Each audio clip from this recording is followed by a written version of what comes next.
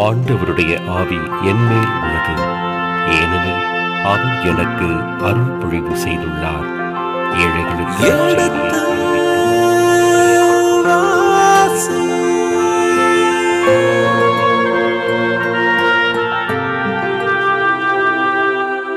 எடுத்து வாசி.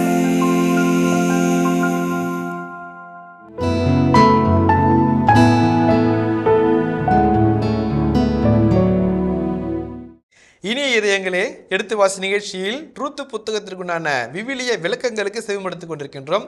கடந்த பகுதியின் தொடர்ச்சியை மீண்டும் இன்று தொடங்குவோம். வாருங்கள், உங்கள் சார்பாக தந்தைக்கு வணக்கம் சொல்லி நிகழ்ச்சியை தொடங்குவோம். வணக்கம் தந்தை. வணக்கம் ஃபாதர். வணக்கம்.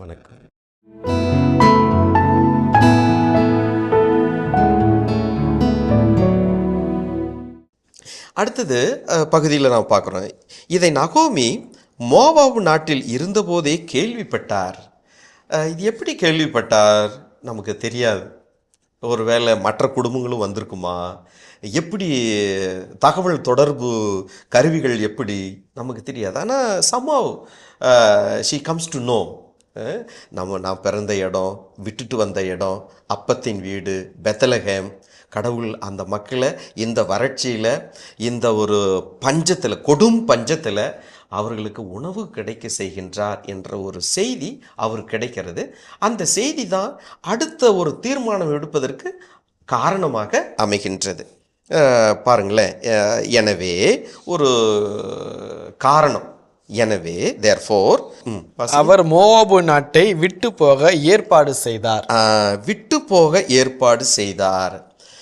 எபிரேயத்தில் இந்த ஒரு வசனத்திலிருந்து அந்த விட்டு போக அப்படின்ற அந்த ஒரு வார்த்தை மிக முக்கியமானது. ஏன்னு சொன்னால், இங்கே தமிழில் கொஞ்சம் மாற்றி நாம் மொழிபெயர்ப்பு செஞ்சுருக்கிறோம். விட்டு போக அப்படின்னா அது திரும்பி போகுதல்.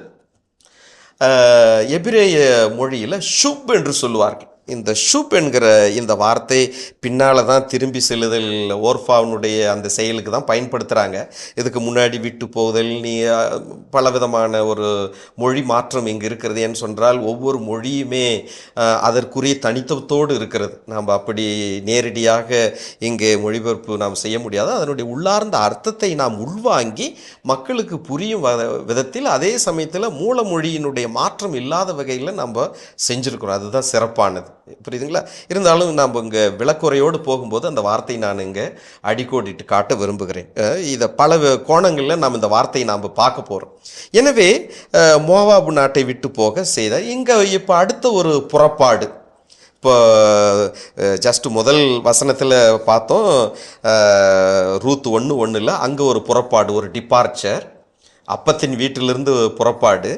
இங்கே அடுத்தது பிழைக்க வந்த இடத்திலிருந்து மீண்டும் ரிட்டர்னிங் ஜேர்னி, புறப்பாடு, பெத்லகேம் நகரத்தை நோக்கி ஒரு புறப்பாடு ஏற்பாடு செய்தார். இங்கே நாம் பார்க்குறோம். ஸோ அவருடைய புறப்பாட்டுக்கு இதெல்லாம் ஒரு காரணமாக அமைகின்றது. கடவுள் கருணையோடு கண்ணோக்குதல், போதுமான அளவு உணவு கிடைக்க செய்தல், அவர் கேள்விப்பட்டது, இதெல்லாம் அடிப்படையாக வைத்து அவர் திரும்பி போவதற்கு அவர் தீர்மானம் எடுக்கின்றார். 7வது வசனம் கொஞ்சம் வாசிங்க. பிறகு அவரும் அவருடைய மருமக்கள் இருவரும் தாங்கள் இருந்த இடத்தை விட்டு யூதா நாட்டுக்கு பயணமானார்கள். இதில் பாருங்க, அவரும் அவருடைய மருமக்கள், இந்த வார்த்தை மிக முக்கியமானது. ஏன்னா இந்த வார்த்தை அடுத்த பகுதியில் மாற்றம் அடைய போகிறது, வேற வார்த்தையாக மாறப்போகுது. அவரும் நவோமி மருமக்கள் அப்படின்னும் போது அவங்களுக்குள்ள ஒரு டிஸ்டன்ஸ், மாமியார் மருமகள் அப்படின்ற அந்த ஒரு உறவு நிலை இருக்கிறது, ஒரு இடைவெளி. புரியுங்களா? ஆனால் அவர்கள் சேர்ந்து பயணம் செய்கிறார்கள். இது ஒரு ஒற்றுமையாக இருக்கிறார்கள். அந்த ஒற்றுமையிலும் இன்னும் ஒரு அந்யோன்யம் என்று நாம் சொல்ல முடியாது, இன்டிமெசி, இன்னும் ஆழமாக ஒன்றோடு ஒருவராக ஐக்கியமாகலாம் சொல்கிறோம் இல்லைங்களா தமிழில். அப்படிப்பட்ட ஒரு அந்யோன்யமான உறவு இங்கே இல்லை. ஆனால் அவர்கள் ஒற்றுமையாக இருக்கிறார்கள். அந்த டிஸ்டன்ஸ் நாம் இந்த வசனத்தில் பார்க்குறோம். நகோமிக்கும் அவருடைய மருமக்கள் இருவரும் தங்கள் இருந்த இடத்தை விட்டு யூதா நாட்டுக்கு பயணமானார்கள். அப்போது இந்த மருமக்கள் தங்களுடைய மாமியார் மீது வைத்திருக்கிற பற்றுறுதி, அவர்களும் சேர்ந்து இந்த பயணத்தை, புறப்பாட்டை, டிபார்ச்சர் திரும்புகிறார்கள். தங்களது இடத்தை விட்டு போகிறார்கள். நவோமி திரும்பி செல்கிறார். இவங்க தங்களுடைய இடத்தை விட்டு போகிறார்கள், நவோமி திரும்பி செல்கிறார். புரியுதுங்களா? திரும்பி போகிறார்கள். ஆனால் இந்த வழியில் ஒரு ஸ்டாப்பிங், ஒரு காட்சி, அவங்களுக்குள்ள ஒரு உரையாடல் நடைபெறுகிறது. அது எப்படி அப்படின்னு நான் பார்க்கல. 8வது வசனம் வாசிங்க. ஆனால் வழியில் நகோமி அவர்களிடம், உங்கள் தாய் வீட்டுக்கு திரும்பிச் செல்லுங்கள், இறந்தவர்களுக்கும் எனக்கும் நீங்கள் பரிவு காட்டியது போல் ஆண்டவரும் உங்களுக்கு பரிவு காட்டுவாராக. ஓகே, இப்போ பாருங்க, வழியில் நகோமி அவர்களிடம் சொல்றாங்க, பேசுறாங்க. நகோமி போதுமான அளவு ஸ்பேஸ், இடம் நகோமிக்கு இங்கே ஒதுக்கப்பட்டிருக்குது. நகோமி தான் தொடர்ந்து பேச போறாங்க. அதில் அவங்க சொல்ற முதல் அறிவுரை, தன்னுடைய மருமக்களுக்கு சொல்லக்கூடிய முதல் அறிவுரை, உங்கள் தாய் வீட்டுக்கு திரும்பி செல்லுங்கள்.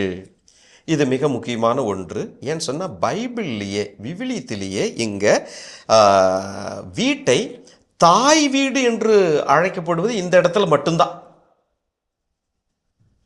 வேற எங்கேயுமே வீடு எப்போதுமே தந்தையின் வீடு, தந்தையின் வீடு என்று தான் விவிலியத்தில் சொல்லப்பட்டிருக்கிறது. ஆனால் இந்த இடத்துல, இந்த புத்தகத்தில், ரூத்தினுடைய புத்தகத்தில் சொல்லப்பட்டிருக்கிற இந்த வார்த்தை மிக முக்கியமானது, தாய் வீடு. சரிங்களா? குறிப்பாக தொடக்க நூல் 24வது அதிகாரத்தில் எடுத்து பார்த்தோம்னா, ஆபிரகாம் தனது பணியாளருக்கு சொல்லுவார், தனது மகன் ஈசாக்குக்கு பெண் பார்ப்பதற்காக, என்னுடைய தந்தை வீட்டுக்கு போய் அங்கே பெண் பாரு, இங்கே பார்க்க வேண்டாம் அப்படின்னு சொல்லு. எப்போதுமே வீடு தந்தையின் வீடு. அதே மாதிரி நம்ம லூக்கா நற்செய்தியில் 15வது அதிகாரத்தில் நாம் பார்க்குறோம் இல்லைங்களா? தந்தையினுடைய அன்பிலிருந்து பிரிந்து போன அந்த மகன், அவன் தனக்குள் ஒரு செல்ஃப் ரியலைசேஷன் ஆன உடனே அவர் சொல்கிறார், எழுந்து என் தந்தையின் வீட்டுக்கு செல்வேன், எழுந்து என் தந்தையின் வீட்டுக்கு. எனவே வீடு எப்போதுமே தந்தையின் வீடு, அப்பாவின் வீடு. நான் அப்பா வீடு ஆனால் இந்த இடத்துல தாய் வீடு என்று சொல்லப்பட்டிருக்கிறது நமது கவனத்திற்கு உரியது. ஏன்னு சொன்னால் இந்த இடத்துல இந்த தாய் வீடு என்பது ஒரு ஆதரவு அற்ற ஒரு நிலை, ஒரு ஆதரவு, ஆண் ஆதரவு அவர்களுக்கு இல்லாத ஒரு நிலையை இங்கே விவரிக்கிறது. எனவே இந்த 3 பெண்களுடைய ஒரு வெறுமையான ஒரு வெற்று வாழ்க்கை, சோகமே சூழ்ந்த நிரம்பிய ஒரு வாழ்க்கையை நாம் பார்க்க. உங்கள் தாய் வீட்டுக்கு நீங்கள் போங்க, ஓகே, தாய் வீட்டுக்கு திரும்பி செல்லுங்கள். அதே மாதிரி இவங்க இந்த 2 பெண்மணிகளுடைய நற்பண்புகள் மாமியாருடைய உதட்டிலிருந்தே வருகிறது. இறந்தவர்களுக்கும் எனக்கும் நீங்கள் பரிவு காட்டியது போல். விவிலியத்தில் கருணை, பரிவு அப்படின்றதெல்லாம் ஒரு இறையியல் சார்ந்த வார்த்தைகள். கடவுள் மட்டும்தான் நமக்கு பரிவு காட்டுவார், கடவுள் மட்டும்தான் நமக்கு கருணை காட்டுவார். இந்த இடத்துல இந்த பெண்களுடைய குணநலன்கள் மிக மிக மேலானவை. எனவே இறந்த தன்னுடைய கணவர்மார்களுக்கும் மாமியாருக்கும் இவர்கள் காட்டுகிற ஒரு ஈடு இணையற்ற ஒரு பரிவு, ஒரு பாசம், அக்கறை மிக மிக மேலானது. அடுத்தது பாருங்களேன், அதுக்கு ஈடு இணை என்ன அப்படின்னு சொன்னால் அவங்களே சொல்கிறாங்க, ஆண்டவரும் உங்களுக்கு பரிவு காட்டுவாராக. இது ஒரு ஆசி மொழி, பிளெஸ்ஸிங். ரூத்தினுடைய புத்தகத்தில் நிறைய ஆசி மொழிகளை நாம் பார்க்குறோம். அதில் முதல் ஆசி மொழி மாமியார் தனது மருமகளுக்கு, 2 மருமகள்களுக்கும் சொல்லக்கூடிய ஒரு அருமையான ஒரு ஆசி மொழி, ஆண்டவரும் உங்களுக்கு பரிவு காட்டுவாராக. இந்த பரிவு பல்வேறு பரிணாமத்தில் ரூத்துக்கு கிடைக்க போகுது. கடவுளுடைய அந்த பரிவு ரூத்துக்கு பல்வேறு பரிணாமத்தில் நாம் பார்க்க போகிறோம். 2வது அதிகாரம், 3வது அதிகாரம், 4வது அதிகாரத்துல எல்லாம். எனவே இங்கு முதல் ஆசி மொழி, ஆண்டவர் உங்களுக்கு பரிவு காட்டுவாராக. 9வது வசனம் வாசிங்களேன். நீங்கள் இருவரும் மீண்டும் மனம் செய்து கொண்டு நலமுடன் இல்வாழ்க்கையை நடத்த ஆண்டவர் அருள் புரிவாராக என்று சொல்லி அவர்களை அணைத்து முத்தமிட்டார். 2வது பிளெஸ்ஸிங், ஆசி மொழி அவர்களுடைய எதிர்கால வாழ்வு சார்ந்தது. இந்த நகோமி ஒரு பெருந்தன்மையான, ஒரு முதிர்ச்சி நிறை மனநிலையில் பேசக்கூடிய அருமையான வார்த்தைகள். நாம் லைஃப் தான், என்னுடைய லைஃப் தான் இப்படி ஆகிப்போச்சு, நீங்கள் வாழ வேண்டியவங்க அப்படின்னு நம்ம தாய்மார்கள் சொல்கிறாங்க இல்லைங்களா நம்முடைய பண்பாட்டில். எனவே வாழ வேண்டிய வயசு, அதனால் நீங்கள் உங்களுடைய தாய் வீட்டுக்கு திரும்பி செல்லுங்கள், மீண்டும் மனம் செய்து கொண்டு நலமோடு இல்வாழ்க்கை வாழுங்கள். அவருடைய வார்த்தை பாருங்க. அப்படின்னு சொன்னால் இவங்களுடைய எதிர்கால குடும்ப வாழ்க்கையில் இந்த மாமியார் தாய் நகோமி வைத்திருக்கிற அக்கறை எவ்வளோ ஒரு ஒரு நான் இவங்களிடையே இருக்கிற அந்த அன்பு பாசம் எல்லைகளை கடந்தது. நாம் சொல்கிறோம் இல்லைங்களா, அன்பு பாசம் எல்லைகளை கடந்தது. They have no boundaries. நாம் யாரும் போய் ஒரு வேலி போட முடியாது இந்த குணநலன்களுக்காக. இவர்கள் ஏற்கனவே எல்லை தாண்டி இருக்கிறார்கள். 2 சமூகம், கலாச்சாரம், பண்பாடு, உறவு, இந்த வார்த்தைகள் ஈடு இணையில்லாமல் பரிணமிக்கிறது, புதிதாக மலர்கிறது, ஊற்றெடுக்கிறது. அதை தான் நம்ம இந்த இடத்துல நான் பார்க்க, ஆண்டவர் அருள் புரிவாராக என்று சொல்லி அவர்களை அணைத்து முத்தமிட்டார். முத்தமிடுதல் அவர்களை ஏற்றுக்கொள்ளுதல் என்பதனுடைய அடையாளமாக இருக்கிறது. அனைத்து முத்தமிட்டு உங்களுக்கு எல்லாமுமாக ஆண்டவர் அருள் புரியட்டும் என்று ஆசிமொழி சொல்லுவது. எனவே இவ்வளவு ஒரு சிறந்த ஒரு முதிர்ச்சி நிறை வாழ்த்தை ஆசியை நாம் பார்க்குறோம். 10வது வசனம் வாசிங்க. இவங்களுடைய ரியாக்ஷன் நாம் பார்க்குறோம் அடுத்தது இந்த காட்சியில். அவர்களோ கதறி அழுது, இல்லையம்மா, நாங்கள் உம்மோடு வந்து உம்முடைய இனத்தவருடைய இருப்போம் என்றார்கள். இதில் பாருங்க, இந்த வார்த்தை மிக முக்கியம். அவர்கள் கதறி அழுது, they are moved with emotion. அவர்கள் உணர்ச்சி வசப்பட்டவர்களாக இந்த வார்த்தையை கேட்ட உடனே, ஒருவேளை அவர்களுடைய நீங்கள் கேட்ட மாதிரி மோவாபிய கலாச்சாரத்தில் இப்படி ஆசி மொழிகள்லாம் இருந்ததா, எப்படி என்னன்னு கண்டிப்பாக இருந்திருக்கும், வேறு வார்த்தைகளில். இருந்தாலும் ஒரு அந்நிய நாட்டிலிருந்து வேற்று இனத்தை சார்ந்த ஒரு மாமியார் இப்படி நம்ம ஏற்றுக்கொள்ளுகிறாரு, நமக்கு இப்படி ஆசிமொழி கூறுகிறாரு, நம்முடைய எதிர்கால குடும்ப வாழ்க்கையில் நலமோடு வாழுங்கள், மீண்டும் மனமுடித்து என்று மனமாற உளமாற வாழ்த்துகிறாரே என்று அதை நினைக்கும் போது இந்த 2 இளம் பெண்களும் அவர்கள் கண்ணீர் விட்டு கதறுகிறார்கள், அழுகிறார்கள். அழுது அவர்கள் சொல்லுகிற வார்த்தை பாருங்க, இல்லை அம்மா. நான் ஏற்கனவே சொன்ன பார்த்தீங்களா, அந்த மருமகள் மாமியா ஒன்றாக இருக்கிறாங்க, but still there is a distance. ஆனால் இந்த டிஸ்டன்ஸு இந்த 10வது வசனத்தில் அது காணாமல் போயிடுச்சு. எவ்வளோ ஒரு இங்கே தான் நாம் ஒரு ஐக்கியம், அந்யோன்யம், ஒரு இன்டிமெசி என்று சொல்லுகிறோம் ஆங்கிலத்தில். இன்டிமெசி, ஒரு நெருங்கிய, பிரிக்க முடியாத, பிளவுபடுத்த முடியாத, எதுவுமே பிரிக்காத ஒரு உறவு. இல்லை அம்மா என்று சொல்லுகின்ற ஒரு பாசம், ஒரு உறவு, மாமியார் மருமகள், அந்த உறவு பாருங்கள் எப்படி ஒரு தொன்மை காலத்தில் இந்த புத்தகத்தில் இந்த பெண்களுக்கிடையே இருக்கிற அந்த உறவு, குடும்ப உறவு, இல்லை அம்மா என்று சொல்லுகிற ஒரு அருமையான ஒரு பாசம் நிறைந்த ஒரு. அடுத்தது பாருங்க, நாங்கள் உம்மோடு வந்து உம்முடைய இனத்தவரிடையே இருப்போம். 2 பேரும் சேர்ந்து சொல்கிறாங்க. ஸோ 2 பேருமே சில சமயத்தில் நம்மளுக்கு ஒரு டெண்டன்சி உண்டு, ஓர்ஃபா திரும்பி வந்துட்டதுனால அவங்கள ஒரு அவ்வளோ மதிப்பு மரியாதையோடு பார்க்காத ஒரு போக்கு உண்டு. ஆனால் அடுத்தது அந்த இடத்துல நான் சொல்ல போகிறேன், அவங்க அந்த டேர்னிங்கில் பண்ணும்போது ஏன் அது எதை காட்டுகிறது என்று நான் சொல்கிறேன். இங்கே நாங்கள் உம்மோடு வந்து உம் இனத்தவரிடையே இருப்போம். அப்போ 2 இனங்கள், கலாச்சாரங்கள், 2 மக்கள் கூட்டம் அங்கே ஒன்றாக பரிணமிக்கிறது. இந்த வார்த்தைகள், அவர்கள் உங்களுடைய இனத்தை நாங்கள் ஏற்றுக்கொள்கிறோம், அங்கே எந்த சங்கடங்களும் சவால்கள் இருந்தாலும் உங்கள் இனத்தவரிடையே நாங்கள் வாழ்வோம் என்று சொல்லுவது அவருடைய தாராள ஒரு யுனிவர்சல் பெர்ஸ்பெக்டிவ், ஒரு ஒட்டுமொத்த ஒரு மனநிலையை இங்கே நாம் காட்டுகிறது. இங்கே 2 கூட்டு உறவுகள், 2 இன மக்கள் கூட்டம், சமூகம் அங்கே ஒன்றாக இணைவதை நாம் பார்க்கின்றோம். அடுத்தது நகோமியினுடைய ரெஸ்பான்ஸ் பாருங்களேன். இதெல்லாமே வழியில் இருக்கிற ஒரு காட்சி தான் நாம் பார்த்துட்ருக்குறோம். 11வது வசனம் வாசிங்க. அதற்கு நகோமி, மக்களே, நீங்கள் திரும்பிச் செல்லுங்கள், என்னோடு வருவதால் உங்களுக்கு என்ன பயன்? நீங்கள் மணந்து கொள்ள மீண்டும் மைந்தரை பெற்றுத்தர இனி என்னால் இயலுமா? இதில் பாருங்கள், இந்த 11வது வசனத்திலிருந்து ஏறக்குறைய 13வது வசனம் வரைக்கும் நிறைய வார்த்தைகள் இருக்கிறது. இந்த வார்த்தைகளில் நான் உங்களுக்கு அடிக்கோடிட்டு சொல்லுவது, நவோமி இப்பொழுது தனது மருமக்களை அட்ரஸ் பண்ணுறாங்க. எப்படி அட்ரஸ் பண்ணுறாங்க? மக்களே. முதல்ல அம்மா என்ற உறவு. இப்போ இந்த அம்மா வந்து தனது அந்த மருமகள்களை மகள்களே, அதை தான் தமிழில் வந்து மக்களே, டாட்டர்ஸ், ஆங்கிலத்தில் பார்த்தோம்னா டாட்டர்ஸ், மகளே என்று. அப்போது மகள் தாய் அல்லது தாய் மகள் என்ற அந்த உறவு இங்கே பரிணமித்திருக்கிறது. மாமியார் மருமகள் என்ற உறவு போய் தாய் மகள் என்ற அந்த உறவு. அதனால தான் பாருங்க 12வது வசனத்தை முதல் வசனமும் வார்த்தையும் அதே தான், மக்களே.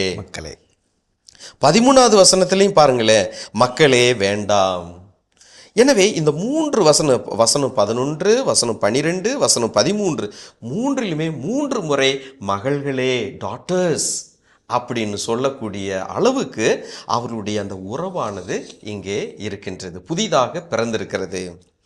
இப்போ நவோமி பேசுகிற வார்த்தைகள் அவங்களை சிந்திக்க தூண்டுகிறது. ஏன்னா கேள்வி வாக்கியமாக இருக்கிறது, ரெட்டாரிக்கல் என்று சொல்லுவார்கள், கேள்வி வாக்கியமாக. எப்படி முதல் கேள்வி அவர் வைக்கின்றார், எப்படி பாருங்களேன், நீங்கள் திரும்பி செல்லுங்கள், என்னோடு வருவதால் உங்களுக்கு என்ன பயன்?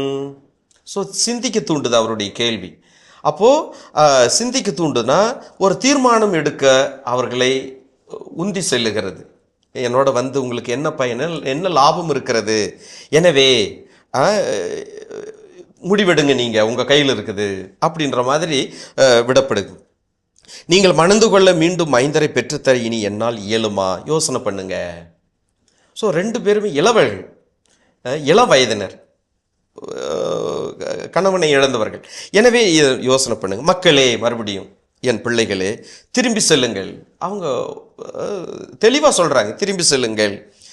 எனக்கோ வயதாகி விட்டது, கணவரோடு கூடி வாழும் பருவம் கடந்து விட்டது, அவ்வாறன்றி பிள்ளை பிறக்கும் என்னும் நம்பிக்கை எனக்கு உண்டு என சொல்லி இன்றிரவே நான் கணவரோடு கூடி மைந்தரை பெற்றெடுத்தாலும் அவர்கள் பெரியவர்களாகும் வரையில் நீங்கள் வேறு யாரையும் மனம் செய்து கொள்ளாமல் அவர்களுக்காக காத்திருப்பீர்களா?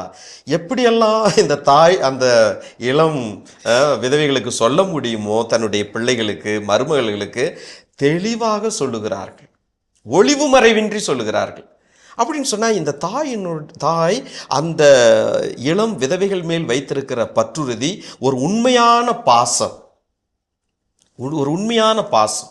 நீங்கள் வாழ வேண்டியவங்க, என்னோட வந்து என்ன பயன், நான் மறுபடியும் உங்களுக்கு குழந்தைகளை பெற்றெடுக்க கொடுக்க முடியுமா, எனக்கு வயதாயிடுச்சு, குழந்தைகளை பெறுகின்ற அந்த பேர் இனி எனக்கு இருப்பதாக எனக்கு தெரியல, அப்படியே ஒரு வேளை நடந்தாலும் அவங்க பெரியவங்களா வர வரைக்கும் நீங்கள் காத்திருக்க முடியுமா?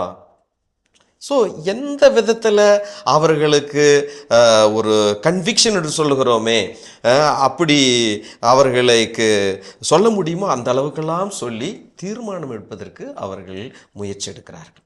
Okay, persisting. அப்போது பாருங்களேன், அப்போ கடைசியாக சொல்கிறாங்க 13வது வசனத்துடைய கடைசியாக அதை வாசிங்க. மக்களே வேண்டாம், ஆண்டவர் என்னை பெருந்துன்பத்தில் ஆழ்த்தியுள்ளார், என்னால் உங்களுக்கு நேர்ந்தவற்றிற்காக நான் மிகவும் வருந்துகிறேன் என்று சொன்னார். ஸோ இதுவரைக்கும் நடந்த அத்தனை நிகழ்வுகளுக்கும் இந்த ஒரு 3 வரிகள் வந்து ஒரு தொகுத்து கொடுப்பதாக அமைகின்றது. ஏன்னா முதல்ல கணவனை இழந்தாங்க, கொடும் பஞ்சம், சொந்த நாட்டை விட்டு மோவாபு நாட்டுக்கு வந்தாங்க, அங்கே வந்து 10 ஆண்டுகள் வாழ்ந்தாங்க, கணவனை இழந்தார்கள், 2 மகன்களை இழந்தார்கள், இப்பொழுது மீண்டும் இந்த விதவைகளோடு ஒரு பயணம். எனவே கடவுள் எனக்கு இனிமையானதை செய்யவே இல்லை, இதுவரைக்கும் என்னுடைய வாழ்க்கையில் கசப்பான நிகழ்வுகளை தான் நான் அனுபவித்து கொண்டிருக்கிறேன். எனவே மக்களே வேண்டாம், ஆண்டவர் என்னை பெருந்துன்பத்தில் ஆழ்த்தியுள்ளார், பெருந்துன்பத்தில் ஆழ்த்தியுள்ளார், என்னால் உங்களுக்கு இப்படிப்பட்ட ஒரு கஷ்டம் நேர்ந்ததை குறித்து நான் மனம் வருந்துகிறேன் என்று சொல்லி அவர் மீண்டும் திரும்பி செல்லுங்கள், தாய் வீட்டுக்கு திரும்பி செல்லுங்கள் என்று அவர்களை கேட்டுக்கொள்கிறார்.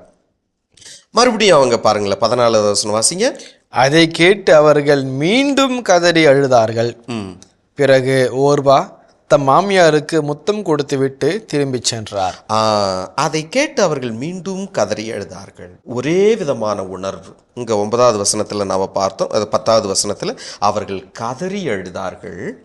இந்த இடத்துல மீண்டும் அவர்கள் தேம்பி அழுதார்கள், மறுபடியும் கதறி அழுதார்கள். அவங்களால விட்டு போக முடியல, மனசு இல்லை. 2 பேருமே தன் மாமியார் மேல் காட்டுகிற ஒரு இணையான அன்பு, அதை எதையும் உயர்வு அல்லது தாழ்வு என்று ரேங்க் போட்டெல்லாம் நம்ம சொல்ல முடியாது. ஓர்ஃபாவும் சரி ரூத்தும் சரி 2 பேருமே தனது மாமியார் மீது வைத்திருக்கிற அந்த பற்றுறுதி பாசத்தை ஒரு இணையாகத்தான் நாம் பார்க்கிறோம். எனவே தான் அவர்கள் கதறி அழுதார்கள். பிறகு ஓர்ஃபா தம் மாமியாருக்கு முத்தம் கொடுத்து விட்டு திரும்பி சென்றார். இந்த இடத்துல தான் நான் ஏற்கனவே சொன்ன அந்த ஷுப் என்கிற அந்த எபிரேய சொல்லினுடைய தமிழ் அர்த்தத்தை முதல் முறையாக இங்கே கையாளப்படுகிறது. திரும்பி செல்கிறார். She is returning on the way, she is on the way. அந்த பகுதியிலிருந்து தனது தாய் வீட்டுக்கு அவர் திரும்பி செல்லுகிறார். சரிங்களா? இப்போது நகோமி தன்னுடைய இடத்திற்கு திரும்பி செல்லுகிறார் மோவாபிலிருந்து. ரூத்து தனது பிறப்பிடத்தை விட்டு போகிறார். ஓர்ஃபா தனது பிறப்பிடத்தை விட்டு சென்றவர் அந்த ஒரு பர்டிகுலர் பிளேஸிலிருந்து திரும்பி வருகிறார். திரும்பி தனது தாய் வீட்டுக்கு வருகின்றார், திரும்பி செல்லுகின்றார். இப்போது இந்த ஓர்ஃபா எடுக்கிற இந்த முடிவு எந்த விதத்தில் நமக்கு மிக முக்கியம்னு சொன்னால், ஒரு விதத்தில் நாம் மிக முக்கியம். காரணம், இந்த ஒரு முடிவு ரூத்தினுடைய அந்த நிலைப்பாட்டை இன்னும் உயர்வுபடுத்தி காட்டுகிறது. இனிய இதயங்களே, எடுத்து வாசி நிகழ்ச்சியில் ரூத்து புத்தகத்தின் இறை வசனங்களுக்கு செவிமடுத்துக் கொண்டிருக்கின்றோம். இதன் தொடர்ச்சியை மீண்டும் அடுத்த பகுதியில் பார்ப்போம். அதுவரை இணைந்திருங்கள். இயேசுவுக்கே புகழ், இயேசுவுக்கே நன்றி, மரியே வாழ்க. ஆண்டவரே எங்கள் மன்றாட்டை கேட்டருளும். ஆண்டவரே எங்கள் மன்றாட்டை கேட்டருளும் அப்படின்னு சொல்லுது. ஸோ எதுக்காகனா, இன்றைக்கு ஒரு யதார்த்த நிலை, இளையவர்கள் எப்படி பெரியவர்களை நாம் மதிப்போடும் மரியாதையோடும் தகுந்த வார்த்தைகளோடு நாம் அவர்களோடு பேச வேண்டும், உரையாட வேண்டும் என்பதற்கு